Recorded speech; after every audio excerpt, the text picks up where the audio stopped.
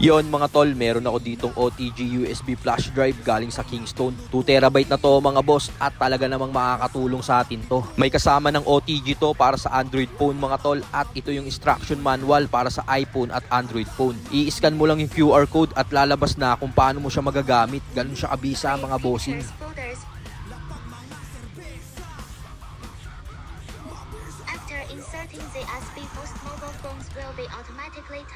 May pa-previous na nga rin palang cellphone stand to mga boss ha. Tapos yan, pasok na natin tong OTG natin. Punta lang tayo dyan sa files. Sabay yan, makikita mo yung untitled mga boss. Tapos balik ka sa albums mo, saka mo piliin yung mga video o photos na gusto mong ilagay sa ating untitled files.